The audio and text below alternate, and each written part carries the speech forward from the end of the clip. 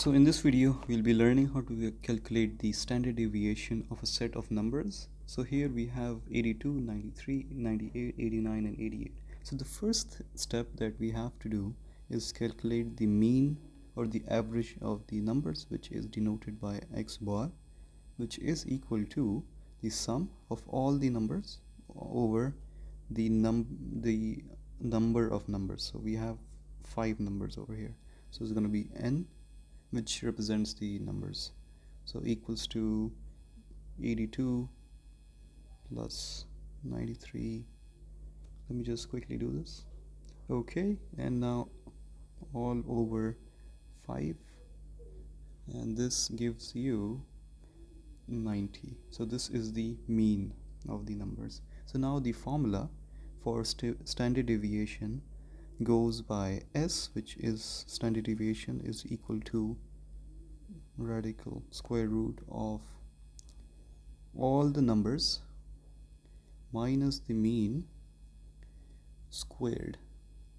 So each of the numbers minus the mean squared all over n. So now I'll show you how to simplify this. Is going to be the first number, let's say.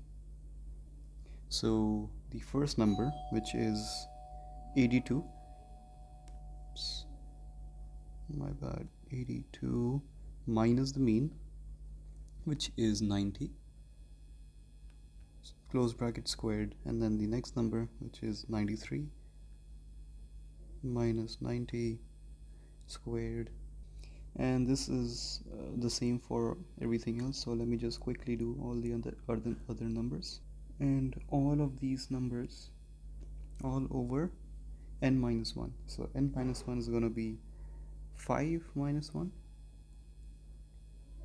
and you can just type all these numbers on your calculator and get the final answer as 5.958. So let's do another example with more numbers this time. So the first step again is calculating the mean of all these numbers. So x mean, x bar, is equal to, I'm going to write it quickly and I'm just going to show you the final answer now. So these are all the sums of the numbers, and we have a total of 10 numbers here, and this gives you the final answer of 80. And now for the standard deviation,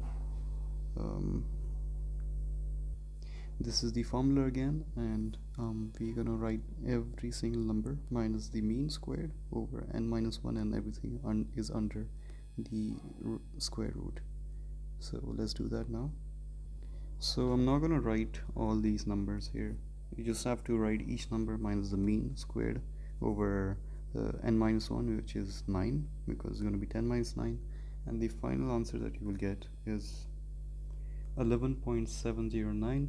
Now there is a shortcut method on the calculator where you just need to type the numbers, set of numbers, and you can directly find the standard deviation by using one of the functions on the calculator, where I'll be making a short video on that, so stay tuned for that, and I'll see you next time. Thanks.